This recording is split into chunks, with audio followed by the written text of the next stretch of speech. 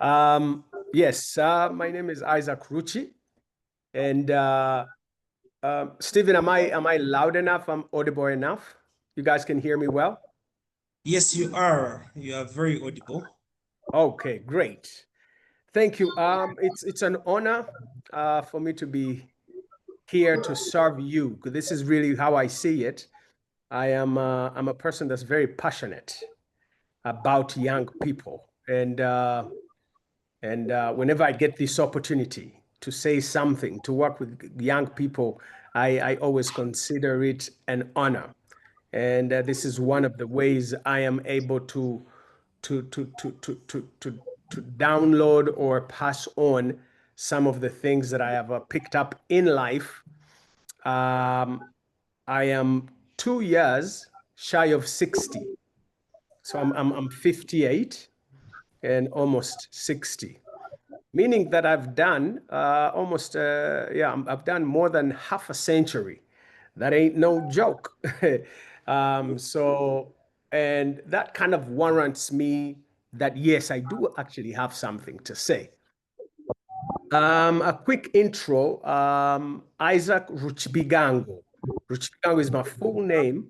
But when I started singing and the media started getting interested in what we do, a lot of the media people would get confused and would not be able to pronounce. It would be like Ruchi who? Ruchi what? And that's when I kind of figured, I'm like, oh, so if they already get the part of Ruchi, then maybe let me just um, keep the Ruchi part. So hence the name Isaac Ruchi. I was born and raised in Uganda, grew up here. I went to school here. Some of the schools I went to was Kisubi. I was in Savio. I did my primary there, and was not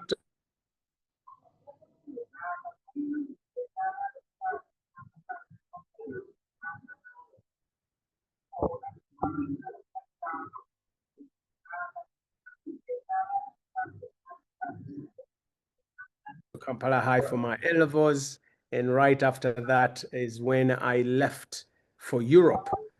Now, getting to Europe, I did a little bit of traveling for adventure, and then I ended up in England, and somehow my colleagues found me in England, and that's where LimitX was birthed. LimitX is a faith-based or inspirational singing group, like a boy band. Uh, we traveled the world, started off in England, ended up in America, and America became a springboard to where we traveled from the US to the rest of the world. And we were privileged to travel to over 69 different countries and did 5 albums. And it was, I think, towards the end of 2004 is when I wanted to come back home, and I kind of disrupted the group, and we went on a very long hiatus. And for about 15 years, we never did anything together until 2017, when I was turning 50, me and Dr. Dennis Sempebwa, it was actually on my birthday, the April the 28th, is when we did a reunion and got back together, and we did a concert at Serena, and we recorded it. And some of that music is available actually on YouTube. You can just Google Limit X and put Malibongwe or JESUS, the live versions, and enjoy that music. So when I finished Limidex, I returned back home, and I just, dived into a passion that I didn't know I had. I, uh, I became a serial entrepreneur, meaning that I was starting companies left and right, like Stephen gave in his preamble. And I'm part of that statistic because I did start some companies that are not here today, and I have some that are still here today. But that was a fun part. And a lot of what I'm going to share, the disclaimer would be that my talks will be biased. Why? Because I'm an entrepreneur and I I did not know very much about corporate setting. And being a person that is a big student or a lover of disruption, like Stephen said, um, it was much easier for me to just keep starting companies and they shut up and you start up another one. um, I am currently also started getting involved in film. Actually, today we just launched a project, a very big film project that we're doing in Uganda. We're starting to shoot this month through December. And our lead actor, who is in Uganda but lives tomorrow, is a gentleman by the name of Hakim Kazim, and he was in Hotel Rwanda. He was in 24. He's the only guy that we would see giving Jack Bauer a run for his money. So that gentleman is in Uganda, and he'll be co-starring with Zari and other Ugandan actors. And this is a Hollywood Ugandan film that's going to allow us to own the narrative, so we can tell our stories um, in Africa. And so pretty much that's who I am.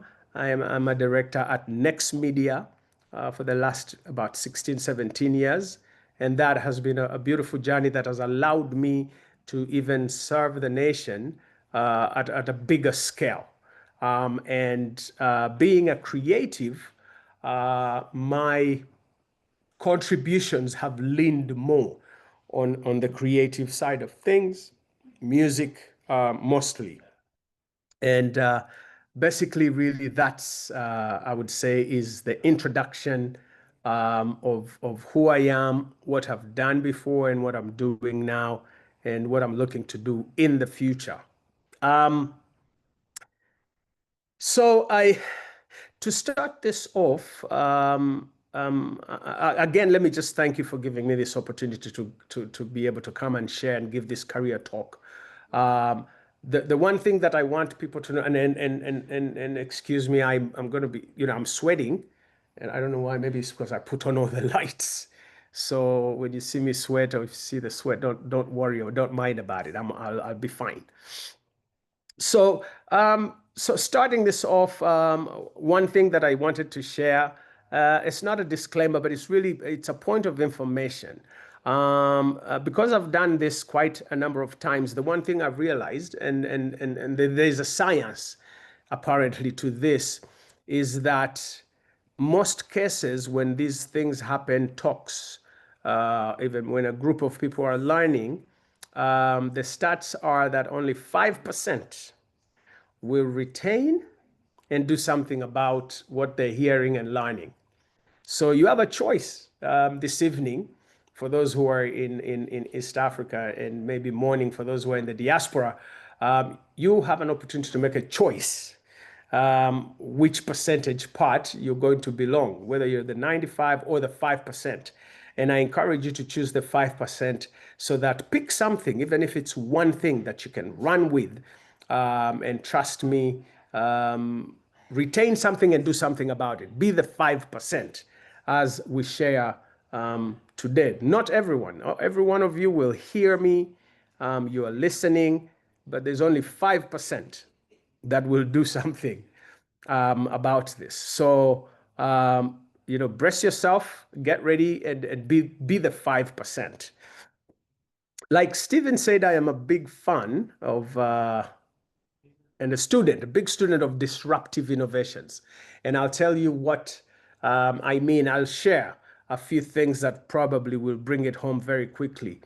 Like Stephen said, we are in very disruptive times. Things are changing. What used to take us 50 years today can take us 5 hours to do. This is how fast and how quick things are changing in the workplace, in the marketplace. So people have to constantly also be changing, and for a lot of young people, A lot of the Gen Zs, this is not very hard because you've kind of grown around and about, this culture and this nature. Disruptive innovations, to give you good examples that will bring this home, I'll start off with sharing. Many years ago, we had a culture, especially in Uganda. The culture was the families would go to Afro studios and take family pictures. You stand and there's a backdrop with a different picture. You take pictures as a family, you pause, do all that stuff. And then this film would be sent to Kenya for 3 weeks, 3 or 4 weeks, and then after that, they would bring back the film and the pictures, and you would have these albums. And this was a form of entertainment for homesteads where you would have 4 or 5 albums. When you had visitors, they would grab the albums as you talk and they look through the pictures. And this is how we entertained our guests. And this was greatly driven by a company called Kodak. Now, Kodak was the biggest film producer. And for the longest time, it was their biggest cash cow. It was a family-owned business, billions of dollars. But what I want to tell you that is Kodak, one of the engineers discovered the digital camera, and they very quickly decided to shelve it because it was going to cannibalize and eat into their film business. Now, what they didn't think about that as quickly as they were able to discover or invent that, so were other companies doing that. So there was a company in Japan, I think it was Fuji, that did a digital camera, and that digital camera came and started the disruption at Kodak. Kodak, like I said, was a big family, and it was disrupted, by an innovation, and it shut down a company big, billions of dollars, but the disruption did not know or care on the size of this dinosaurus, this huge company. It was disrupted, and it almost died. That was one of the first disruptive innovations I wanted to share with you. Another one that you would be very familiar with is mobile money. Now, mobile money, when mobile money came, the first concepts and ideas were shared to the governor, who laughed at these people and said, "What? What do you mean money on your phone?" He did not understand the concept of a digital wallet. Now, we had 23 banks when digital wallets and mobile money came into the market, and the banks were just chilling. And what happened is they were disrupted in a big way. I remember doing a research, and MTN was doing, mobile money was doing $450 million a month. This is 2013.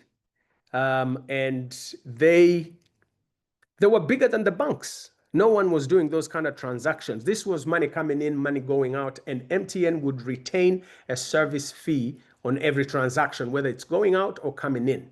And they were making that kind of money. They started getting to the space of serving convenience to us, and everything we were doing in the bank, we started doing on the phones. Now, it took the banks almost 15 years to wake up and smell the coffee. And today, banks are doing exactly what mobile money was doing 10, 15 years ago.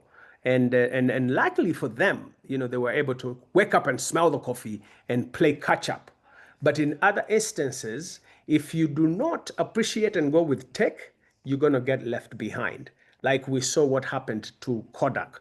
So that is disruptive innovation in that space of what they technically now call fintech. It's been that disruptive.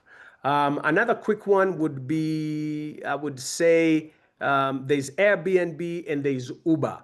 Uber is an app that came and disrupted traditional and legacy forms of transport that we knew. When you saw a yellow taxi, you automatically knew that's New York. If you see a black cab, you know that is London. But even those iconic and dinosaurs and huge establishments, were disrupted by an innovation, where a young man put everything on an app, you know. Excuse me. The same way Kodak was disrupted by the digital camera, and the digital camera was disrupted by a young man in Finland or Sweden who put a camera on the phone. And that was the end of these dinosaurs and huge establishments. So it's very important that we always pay attention to the sign of the times and the trends and things that are happening. What are those things that are happening that are disruptive? And you pay attention and just never let them pass you by.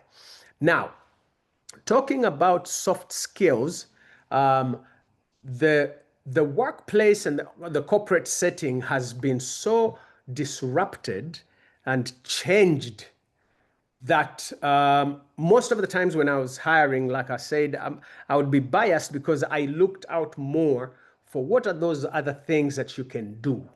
What are the things that are not necessarily things that you learned in school? And basically, really, uh, that's what soft skills are, is those things that we're not learning in school. We're not taught, just to be smart. Your appearance, matters, and just to be able to be, quick on your foot, think outside the box, or think like there is no box.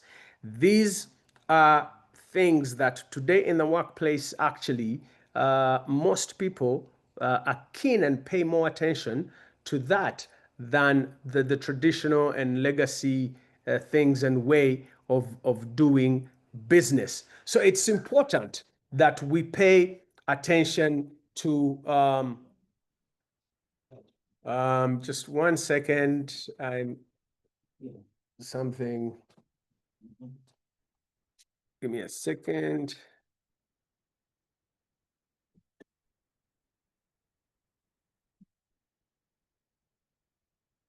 There you go. That's my colleague, my film partner, helping me. I love tech, but I'm not very techy. I have a very lazy tech mind. It's like I want people to do things. You help me with that instead of me learning it. I used to do that even with mobile money. I get there and I give the woman my phone and say, "You withdraw for me, you pay for me," until I kind of started forcing myself.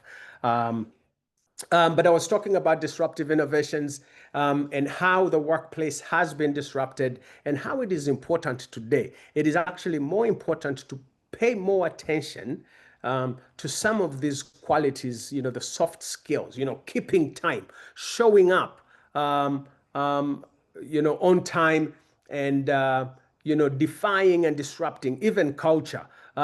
This is something that we learned very quickly when we had just gone to England.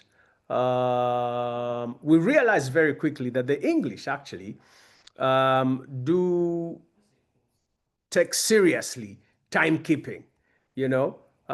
One has to one has to just you keep time. With the English, you come early, and be there, not necessarily just on time, but just be there a little early. I remember us going to a concert and we had taken our time, and we got there 45 minutes late, and when we got there everyone had left. And we wondered, just what do you mean everyone has left? And of course the Englishman was like, well, because you guys came late and they couldn't wait. We were like, yeah, but we are here. So we learned very quickly that timekeeping, is part and parcel of, this thing that we were trying to do in a foreign land. And we appreciated the culture in England, is that these people actually keep time. They are driven by, the programming, the timing, when and where. Whereas for us culturally in Uganda, this is the experience, is that we actually are event driven. You wake up on Saturday knowing that you have a wedding to go to. An Englishman wakes up on Saturday knowing they have a wedding to go to at 12. In Uganda, you go to the wedding that's supposed to be at 12, you start getting ready at 1. So these are some of the things that we have to break barriers and be able to change. Some of them are cultural norms, but they do not necessarily go hand in hand with the things that we do in the workplace or the marketplace. So the one thing that we learned, and it became very, very important, was time keeping.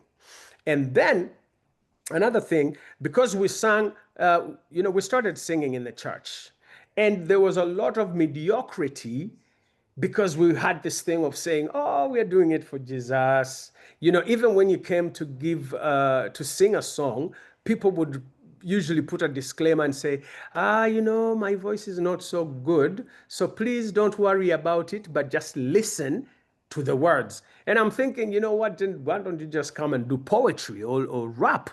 And then we learned, that's another thing that we learned very, very quickly, that excellence, if you do things and you add that to everything that you do, you make sure that you do it with excellence. You do it, you give it your all, and you're excellent. These are some of the things that make a big difference. And we saw these things, happen to Limidex, and Limidex went on to be, one of the greatest groups to ever come out of Africa. And because we applied some of these things, to what we were doing, you come in, you work hard, you play skillfully, not just saying, Auntie, we're doing it for Jesus. Because we could have just relaxed and just sang our choruses like you're in a praise and worship in the church or whatever. No, we went and took time, because even the scriptures are very clear, because they do say when you play skillfully, meaning that you put in time, you rehearse, you just give it that excellence. And that's how important these things are. And today, when you look at most of your, maybe let's say your new companies or startups, a lot of the people that give us jobs or employ people are actually looking for those things. So those qualities and those soft skills. And that is how important it is, for us to be, to be on that edge, and technology, like you said, is such a disruptor. I don't think there is anything. And I usually actually say this, it also sounds a little catchy. Tech is a respecter of no sector. Even agriculture has gone tech, you know. I mean, the financial world has changed, and you got fintech. Everything is being driven by tech. Hence, people just having that need of, be on the edge, on the lookout. What are the trends? What are the things that are happening? And, what is disrupting us right now? You need to be able to pay attention to that. I am in the media, working with Next Media for a long time. We've come to realize very quickly that, like I said, tech is not a respecter of sector, that even the media, you know, the media is being disrupted. Things that we would consider traditional or legacy media, they're not here for long. Some have already started to disappear. When you look at Next Media, we started off with a flagship subsidiary, which is NBS. And we ran NBS for a while, but before you know it, we had another one. Then we had Sanyuka, then we had Next Radio, which is audio visual, and another disruption to where now radio could be watched on TV. So you can actually listen to Next Radio in your car, and when you get home, you can turn on your DSTV and find that channel for Next Radio where it's both. That is disruptive innovation, and it's happening to media, to where today an establishment like Next Media has competition with some young lady living in Nigeria or Kira with a nice phone, lives in a nice apartment, that they'll get on their phone and record something and post it. And Next Media, that has 500 employees and has all this, the ecosystem and all these things, will also do the same. And you'll find that Next Media will probably get maybe 100,000 views in 6 hours. And this young lady will probably get the same numbers about the same time. But when you look at the machinery, and the individual, you almost can't compete because now it's just this one lady and you have all this establishment. This is the disruption that is happening today within media. And you find that if you don't pay attention, you're gonna get left behind. You look at your traditional newspapers. Gone are the days when people are just buying newspapers and having them on the coffee table and reading. That is being disrupted. But Next Media was quick.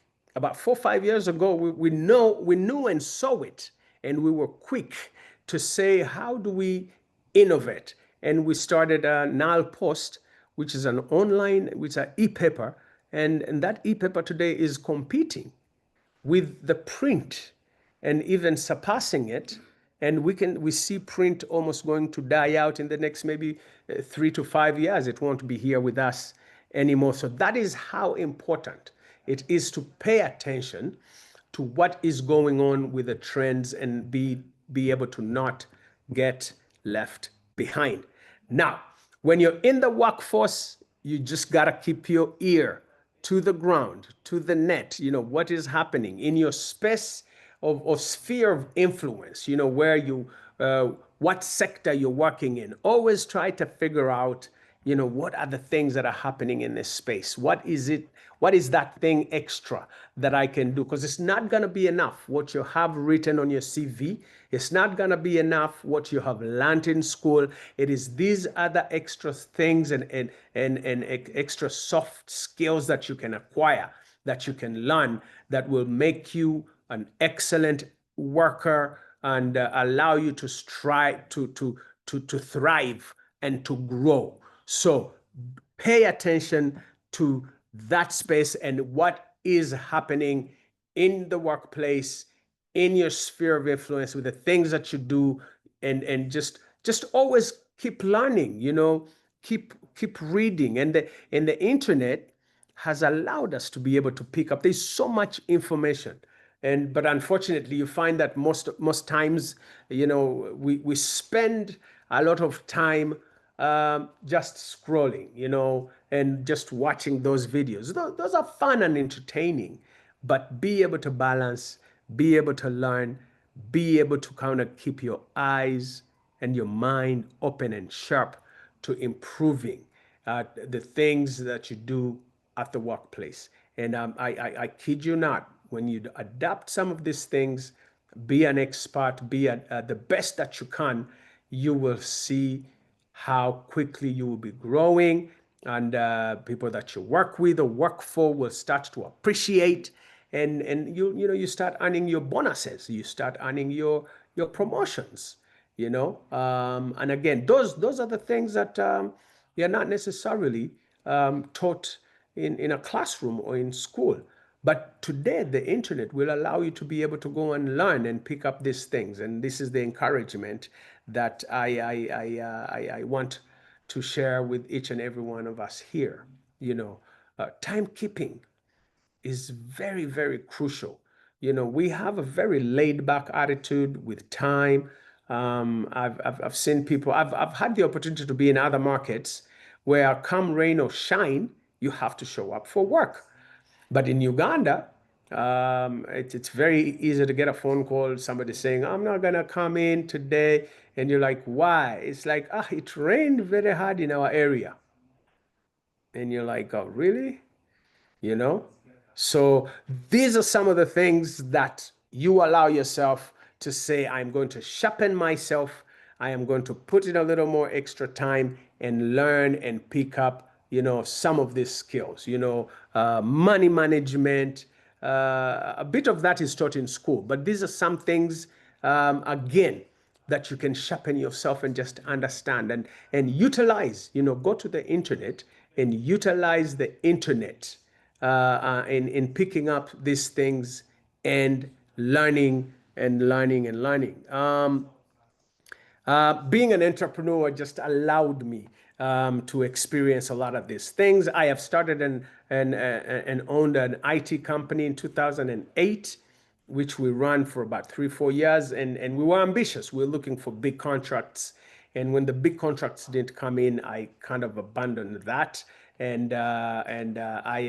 I've started social enterprise companies when we did Sitayange. Sitayange is something that we did. We were cleaning the city every last Saturday of the month. And we did that for 3 years. And this allowed us to contribute to the city that we live in by cleaning it, and we made it fun, and we would reach out, and we got into a partnership with KCCA, and we would work with the local the leadership, the Lord councillors, and we would clean the city. We got partnerships with corporate companies that had a CSR, that had things that resonated with what we were doing. And again, we were able to disrupt, because traditionally, KCCA has the mandate and we pay taxes for them to be able to do these things and clean our city. But the thinking when I was starting to do this was, I live in this city, but every time I was driving to go to work, you pass through places and you look at the filth. And I was like, why is this city like this? And you travel and go to other places like Kigali. And you're like, why are they clean? Why is theirs clean? Until there came a time and a point where I was like, you know what? It has to start with me. I have to be that change that I want to see. And we started engaging. This is when Jennifer Musisi was still there, and she listened to us and had a buy-in. And we started reaching out to corporate companies and saying, this is your city. This is where you live. This is where you work. This is where your kids go to school. What are you going to do, beyond what Jennifer's mandate is? You as a citizen or somebody that lives in Kampala, what is that thing that you can do? Can you give the city 2 hours and come and let's volunteer and clean our city that we live in? Hence the name Sitayange. We wanted people to be able to appreciate. And this came in, and it disrupted, but it had that element, it had that social enterprise. We were not doing this necessarily for profit, but we were doing it to be able to impact and fearlessly influence the communities that we live in. And a lot of the things that really enhanced and quickened the things that we're doing were more the soft skills that we were applying, the emotional intelligence, the things that we did that, spoke and touched people's, emotions. We talked about, volunteering, like Buganda has Bulungi Bwansi. Apparently, this is something that Buganda had been doing for so many years, and we were able to come into a partnership with them because it was brilliant. It was an amazing concept, and people came out. Every last Saturday of the month, they would come out with us, and we would clean, the city. And Warid became our partner when Warid was still around, and they committed and gave us 900 million over 3 years to run this project. And then other corporate people started joining in, and we cleaned the city until, Warid sold to Airtel. And Airtel chose not to continue with it because they didn't want to just kind of inherit everything, and they already had another CSR that they were going with. I think they were more driven to helping and working with women, and that kind of put and took Sitayange into incubation again, in the cooler or the freezer. It didn't die necessarily. I hope that we can bring it back to life, because it was such a brilliant initiative or innovation. And so as I kind of bring this home, that's the one thing that the key thing that I really wanted for us to understand with what is happening today in the workplace and amongst, especially, the biggest population of this country, which is young people, is we need to pay attention and stay connected and stay innovative and stay disruptive. The examples I gave you, you saw, I talked about the big companies that had this backing of 100 years, billions of dollars. And even with all of that, they were disrupted by an innovation. So the critical and key thing is, as you grow, keep your ear open, your mind open, your eyes wide open to these things that are happening. And very critical is just stay up to date with tech. And with tech and a lot of these soft skills that we're talking about, you'll be unstoppable, like the NRM. That's a kalango. It's for free. I'm just being funny, but you'll be unstoppable. You will fly, and yeah, and keep going. Stephen, I'm thinking that's the time that you gave me to bring this home. I don't know whether do we go straight into Q&A? How was the program again, Stephen? Yeah, definitely. We are going now into Q&A. Thank you very much. Somebody say awesome. Just type on the chat, awesome, awesome. This is quite amazing. I love the way you built up, really giving us a perspective of disruption, really from that angle. It was really so inspiring, and I was very attentive to listen to how it's really developing, and that's quite interesting. I feel like we're already on 6th of December next month. Because the conversation is on disrupt, design, deliver, shaping the future of work and enterprise. And we look forward to having you. Really, we look forward to having you on that day. I Yes, hope we sir. engage in that conversation and see how we can navigate. Because these ideas are very important. How disruptive should we stay, and how disruptive is environment? How disruptive is the future? I love what you say here. Pay attention, be connected, be innovative, and stay disruptive. Wow, that's I really have to take that home today. It's very interesting. Ladies and gentlemen, this conversation has been so insightful. I believe many of us have been sipping your coffee and really listening attentively and writing some notes. And I know you have some questions for Mr. Aruchi. This as he's a very flexible man, just like I've told you. You see, all those one thing I've learned from his conversation, that he has been everywhere. And if you want to be successful, be everywhere, Yeah. And I didn't know he's in IT. I've just learned it today. He's IT. I Yeah. did. He's in IT, He's on stage, he's an MC, he's in IT, he's everywhere. So I think Yeah. we need to pick from that as young people. Yes, we understand that the jobs are very few in the marketplace, but I think we can create jobs. We can Yeah. create jobs. We can be the jobs, we can be the jobs. So it's very True. important for us to take heed of these ideas and really go and implement them. Just like you said, in such conversations like this, only 5% of us take, and that is a disease that Professor Dan Muzinguzi calls stage 10 cancer. Many of us are a bit of not practical. I think today I was meeting with the CEO of Avoda Institute of Entrepreneurship, that really are supporting entrepreneurs and all that. And we're just trying to relate and look at Asia and we in Africa. Where is the difference? These guys are far ahead. Very, very Singapore, I think, is younger than us in Uganda, but these guys are so much ahead. Why? I think they're a bit practical. They take action. They don't just remain talking. So I think it's very important for us to pick from what Mr. Ruchi has really shared with us today and take it home and put it into action. Otherwise, these conversations would be meaningless. So let's have the questions on, please. If you have a question, kindly unmute and ask.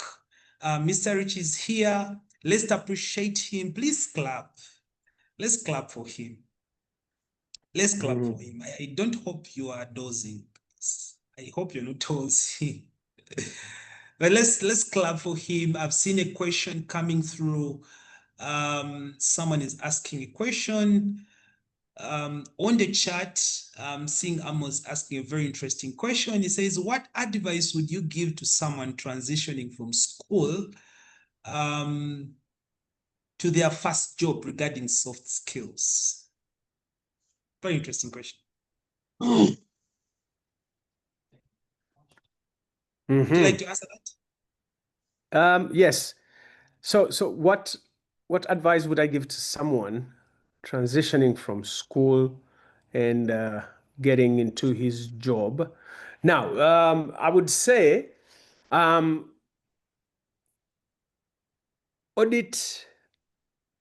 the job that you're going to do. Do some dipstick and research, and find out, how that position specifically, how it's moving, and then look at, do a SWOT on it and find out, what are the things in that place that needs to be strengthened, that would allow you to grow quicker, and then start to learn or practice or be intentional in being able to kind of give into that.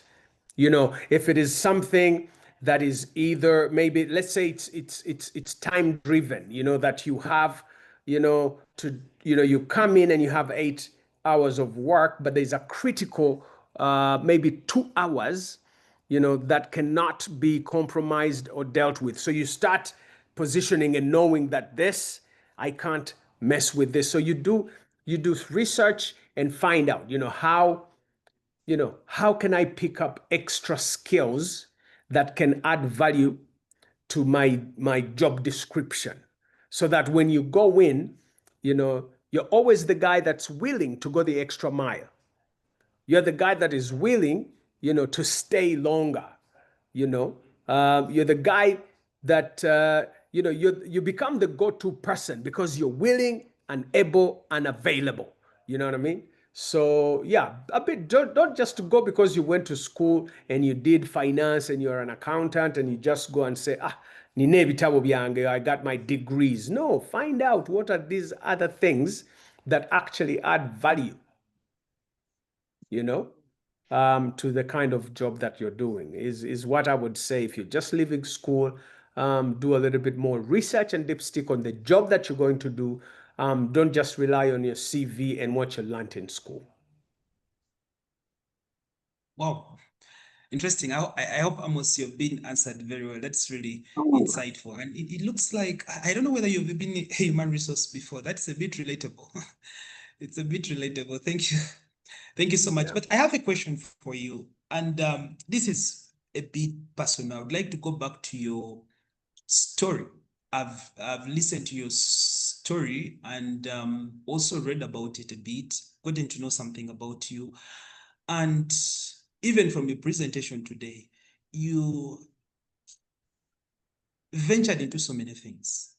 And I believe you've failed in many ways. You talked about the IT company that couldn't mature within the 2 years, and also the 3 years that were into the city yange and all that. And later on, you went back to incubation period and all that. And I believe many other things that perhaps you have started.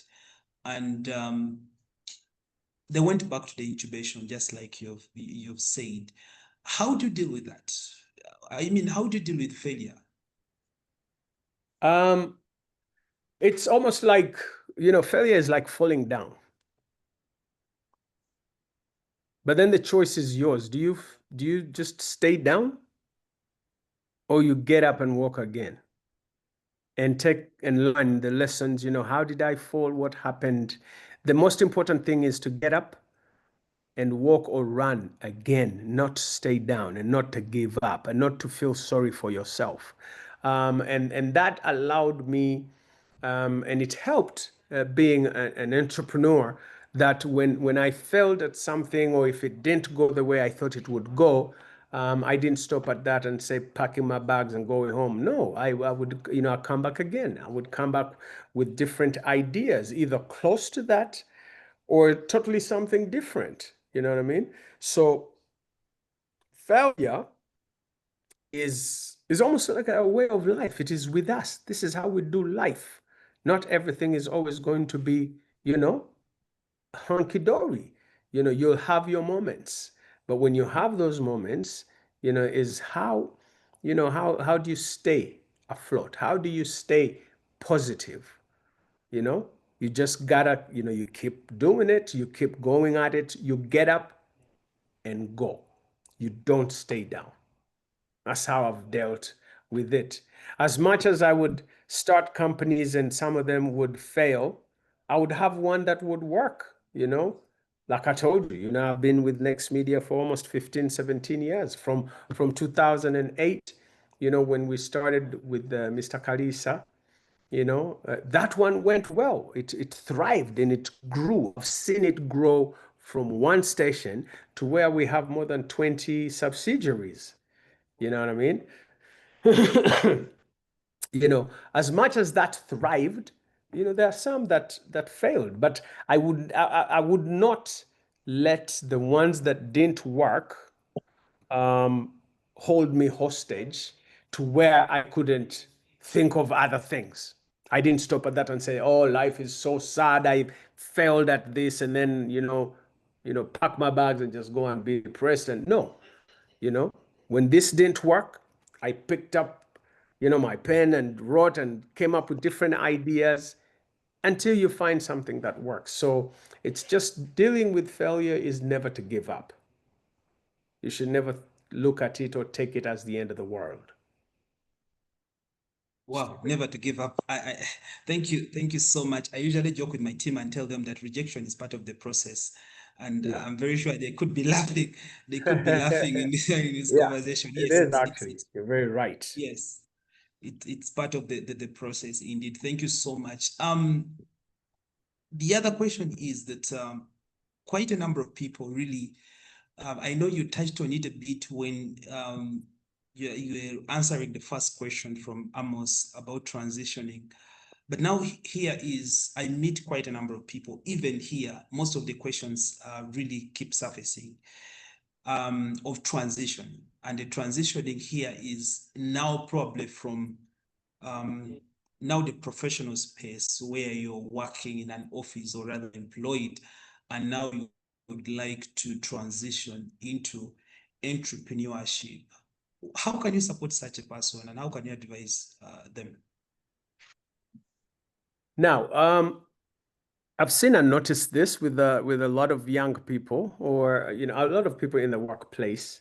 You'll find that most people will have their job kind of become the safe space or the comfort zone, but many will have what we call side hustles.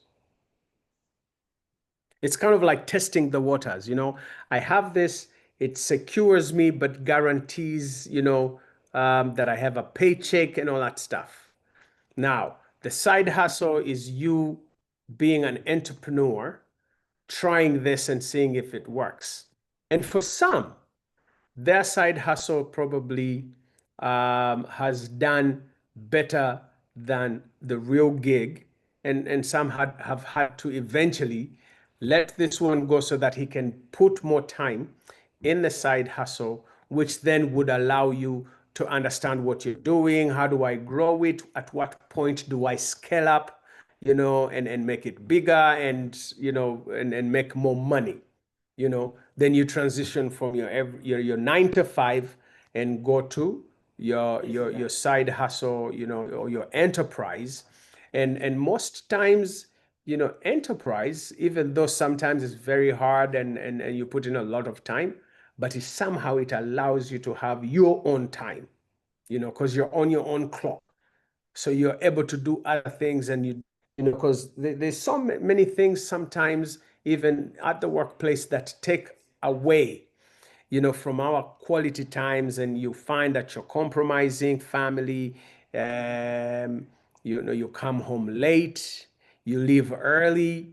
If you have children, you never get to see them, maybe see them on the weekend.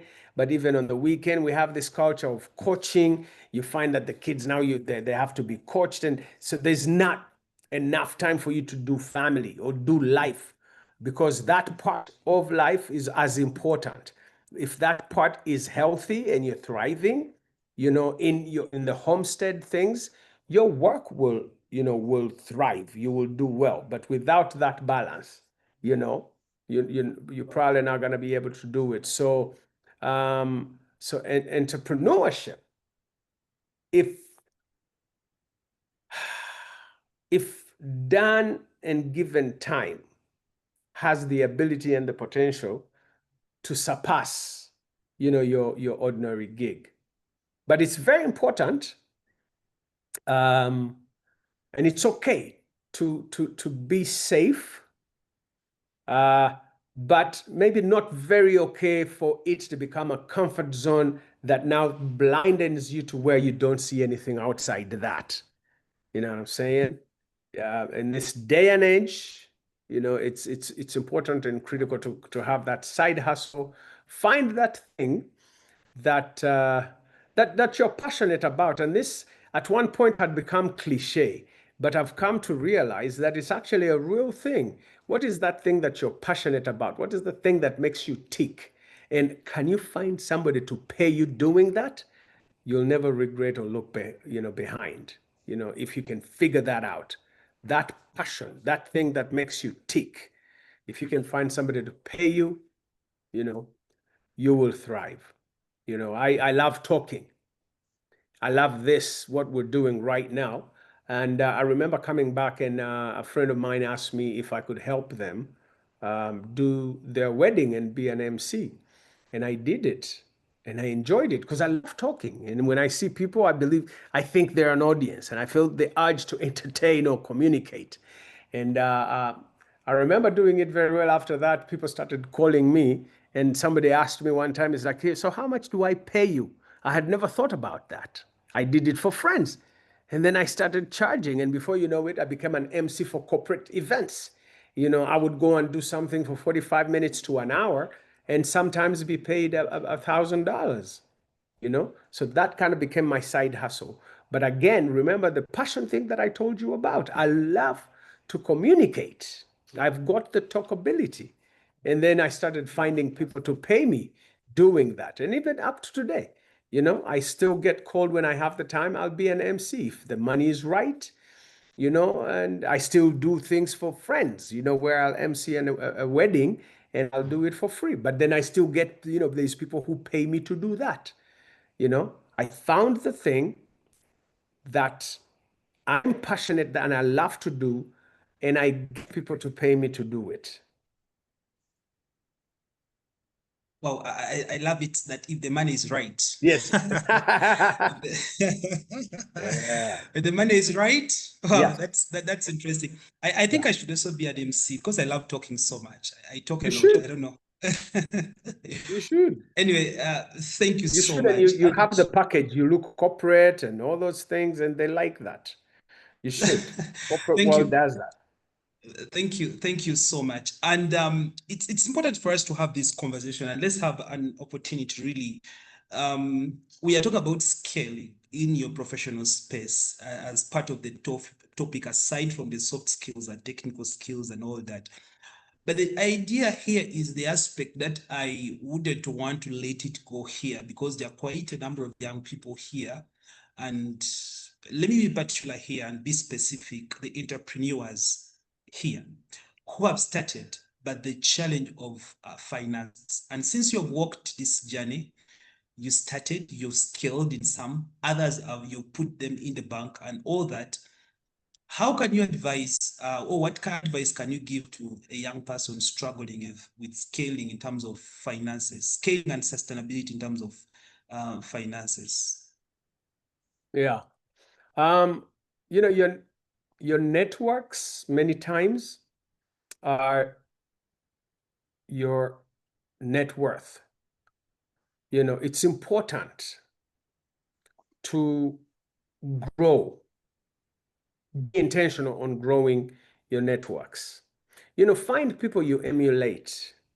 Like today, we're here talking, and there's young people here on this talk that could feel like, oh man, this guy is amazing, he's brilliant. I'd love to know. And then what you do, you reach out to Steven and say, is Ruchi accessible? If I wanted to talk to him, would he mind? And Stephen will probably tell you, yeah, Isaac is very, easy person, and he'll maybe contact me. There's this young man who wants your number, and I'll give them access. But when somebody gives you access, you pursue that person because they've given you access. You reach out, you go the extra mile, you do all these things because you've been given the access, you know. But if you do not come out of your cocoon and make that call and ask Stephen, can you network me? Then you'll probably never, you know, you'll never come to know me or get into my networks to where you can talk to me. So and there's people sometimes they're given the access and maybe you have one conversation and that's it. And then you're like, but this guy he has never called me. I'm not gonna call you. No, I'm not gonna call you because you're the one that sees something that you want. So you cozy up, and because you've got the access and you reach out. Now, when you reach out, it's important. You do your research and you ask the right questions. Hey, not just, banging kabozi and you're starstruck, I'm talking to a celeb. No, you ask the right questions like people are asking right now. And that's what I would say. Wow, Build your networks. interesting. Your Yeah. network is your network. Yes. Yeah. Amazing. I wish I could share how we met, but thank you so much for responding to me. I actually, whenever I go to his inbox, it does not delay to respond to me. And he's a very busy guy. Even if Yeah. he's actually on stage, definitely responds to me. Thank you so much. I'm very humbled for that.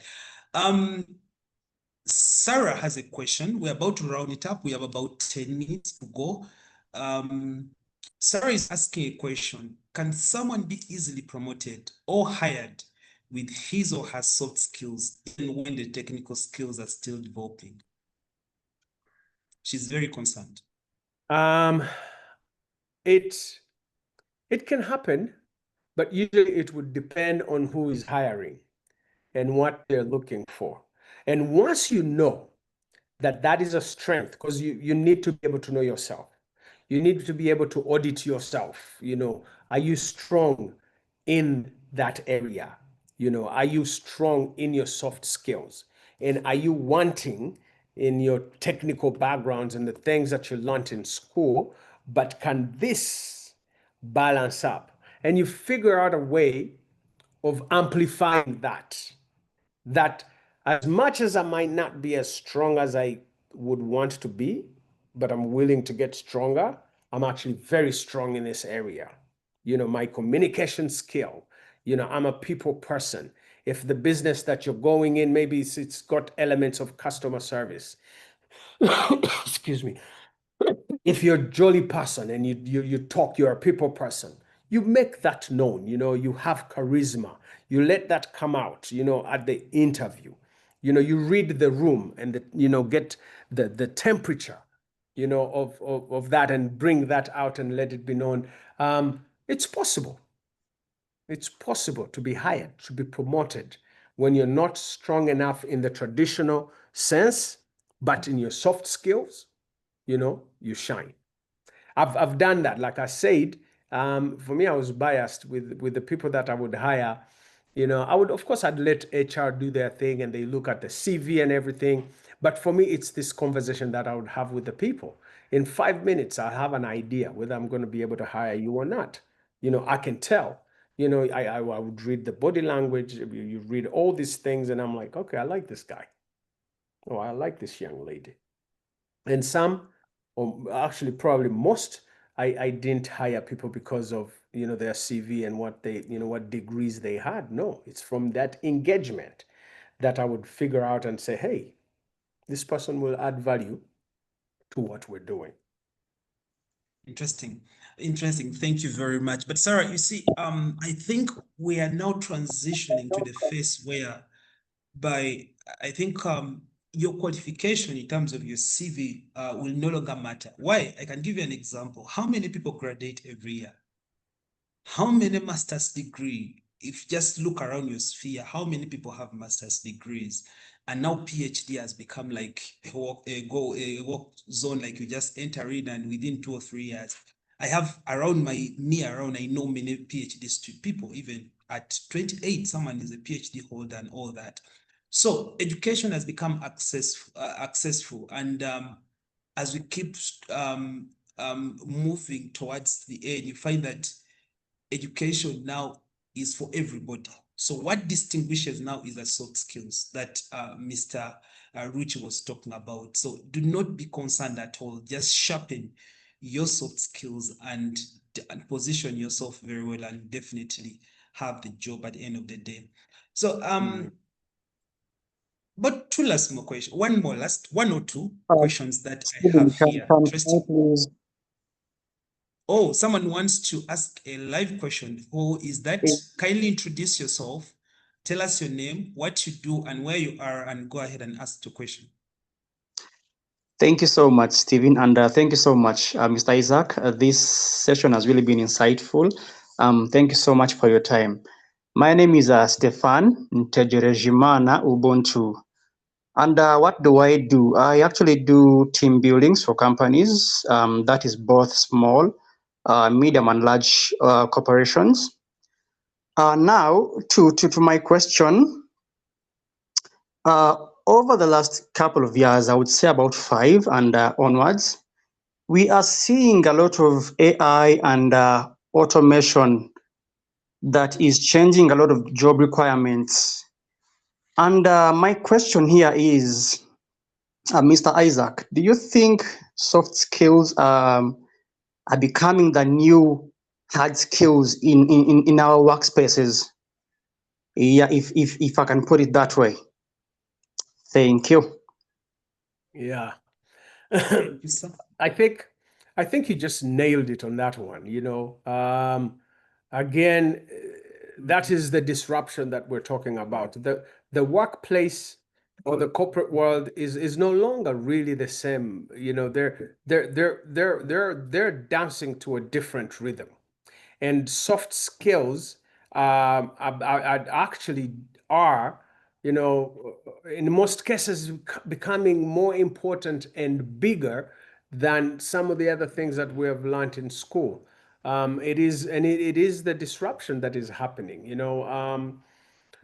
So one has to really pay attention to that. Team building, some of the things that you guys do when you come to encourage or help teams grow, most of the things that you guys do you know are in that area and space. And I believe that actually you guys are going to thrive more if you also kind of quickly adapt and start switching and building people to be able to kind of grow in those things, where you do things, team building, you do things that are practical that they can learn from, emotional intelligence. How do you handle anger at the workplace? These are things that are becoming bigger, and they're the new vibe, in the workplaces. They're bigger than what we traditionally learn in school in the different disciplines. So it's important.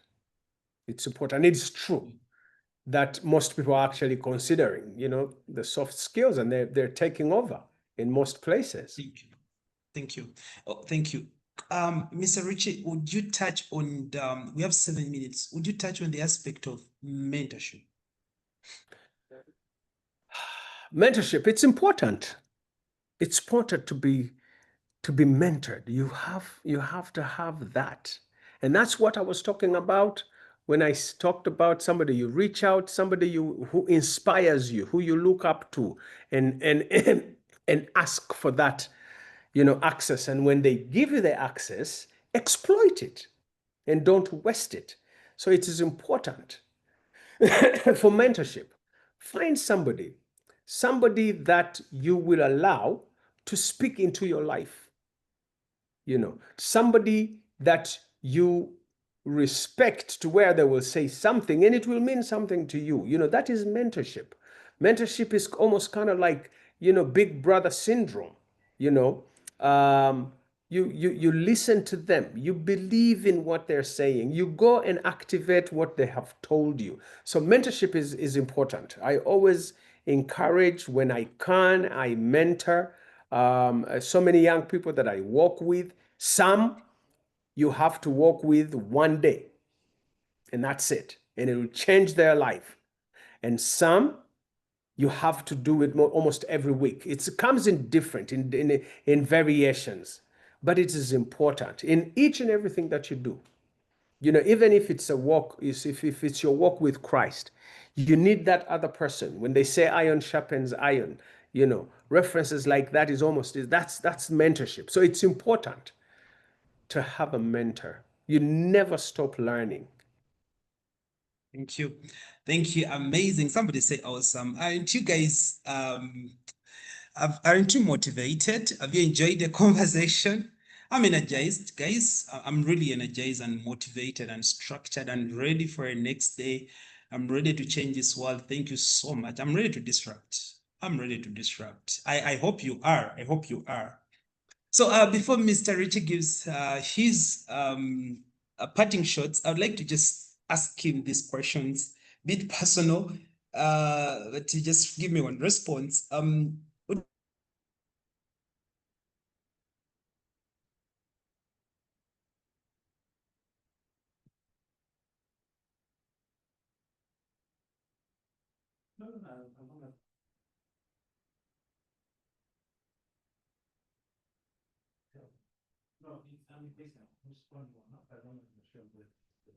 I don't know if it's me or you frozen. I didn't hear anything. So you might have to repeat that question. Can you guys hear me? Anybody else? Or is it my line, or Yes, is it? Mr. Isaac, you're loud and clear. It's maybe his network that is interesting. Okay.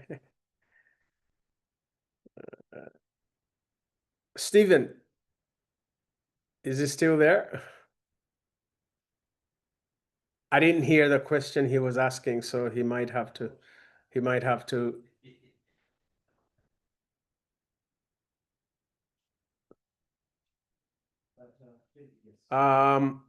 Stephen, are you back? Yes, I'm back. Sorry about that. It was a network glitch. So you might want to ask that I was again, because we asking didn't. you the Yes, book sir. that changed your perspective.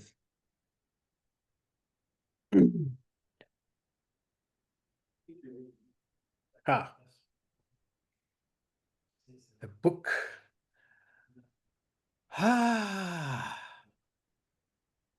Ooh, you caught me off guard. I'm trying to Can think. breathe in. I Can breathe in a bit. I did. Yeah, yeah.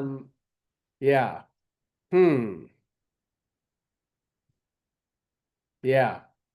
I want to go with Dr. Dennis Sempewa. He's a colleague of mine, and we sang together in Limidex. And after kind of Limidex, when we took our hiatus, he went academia, and he went and did masters, and he did different degrees, and he has written 18 books. And he actually has one that is launching very soon. But there's a book that he wrote, Black Like Me. And it flipped a lot of things and the way we had seen some of the things, and I liked the way he brought it out, and it's out there. I think it is on Amazon and other places. Black Like Me. Dennis was kind of able to go in without rocking the boat too much, and kind of bring this thing out to where, because there's this thing in America where African Americans have almost a chip on their shoulder. They've gone through so much. They've gone so they sing this song over and over again. And Dennis came in and said, yeah, but you're black like me, and I came from Uganda, nothing, but I'm able to come and thrive in this market. It totally kind of yeah, changed the way I kind of I'd seen things, and changed the way, and you know, I'd perceived that, you know, generation and community of African Americans. And with some, when you talk to them and amplify some of these things, you know, many of them are able to kind of transform, and you find them thriving, instead of just, you know, singing this sad song of, we've struggled for 400 years. You know, you find that there's a group that thrive, you know, same country, same town, same city, but somebody chooses to say, you know what, I'm not gonna sweat the small things, I'm not gonna sing the same song, that record is broken, you know, but I'm gonna do it differently. So yeah, Black Like Me, yeah, did Black that to Like me. Yeah, Black Like Me. that's Okay. Dr. Yeah, Dennis's song. Okay. Yeah, Dennis's book. Just one word to describe your career journey. So Hey, I to describe it, I've loved the experience of being a serial entrepreneur. You know how you have serial killers? I'm a serial entrepreneur, and that has allowed me. I expected that. I looked at it like this serial entrepreneur. I was like, I jerked a bit. Like, what does he mean by serial entrepreneur? Yeah, I'm here to start the serial module. I had to go entrepreneur. into it. What is a serial entrepreneur? Hey, Yeah, it yeah, is. I think I should. I think I should really adopt that. Anyway, thank yeah. you very much, ladies and gentlemen. Kindly give us your parting shot in just 1 minute. If you can perceive it, you can achieve it. I had that when I was young, and I ran with it. It became my mantra. And I literally live my life like that. And it's so potent and heavy. What does it really mean when you break it down? That if it even has the nerve and the audacity to come to your mind, you think about it, just know that you can achieve it. There's nothing under the sky that is impossible. I heard that as a young man, and I've run with that all my life, you know, and it's what I'm practicing, you know. I perceived film. My younger brother is a filmmaker. He's been at it for a minute. He directed Prestige for 2 seasons, and every season has about 265 episodes. You know, my younger brother did that. He was one of maybe first or second AD on Queen of Katwe. He was on, you know, and I saw him do film, and he's younger than me. I'm older than him. I think I'm smarter than him. And I'm like, and he's doing film, and it comes so easy for him, you know? And so I started thinking, you know what, maybe even I can do some film. So the minute I started thinking that way, you know, before you know it, today we just announced, this film that we're going to do. We're doing this great big film, you know, with Hollywood actors, and we're doing that in Uganda. But it started with perception. And I was not limited by saying, but you know, you've done music all your life. How are you going to be able to cross over? No, that wasn't, I was not held hostage by my career, you know? So that's it. If you can perceive it, you can achieve it. Achieve it. Yeah, you can Well, take that to the thank you, bank. guys. I'm speechless. Guys, I'm so speechless. Please don't be Yeah. surprised if you see me on screens. Don't be surprised if you see me on screens acting. Thank you very much, ladies and gentlemen. This has been a very insightful conversation, very insightful, very interactive. I've loved it, every single bit of it. So let's go and disrupt. Let's stay connected. Let's be disruptive and pay attention to every single detail. Let's go and act. Let's go and really act on every single thing that has been shared here. And I would like to remind you that we have our very last session of Career Talks of the year. It's going to be on 19th of this very month. Very interesting discussion there. I can't wait to have it as well. And on 6th December, we have a symposium, physical, very interesting conversations. I think Mr. Rich is going to continue the conversation of disruption on that day as well. So I'm very expectant. So please secure your tickets. Just register. Go on the social media platforms. Every detail is there. We shall be unveiling the speakers and the panelists that are going to be on that day, but we have a very interesting list for you. So be expectant, be ready. Otherwise, that is it for us today. Have a very, very beautiful week. See you, go and win, go and succeed. And don't forget to let us know. Thank you.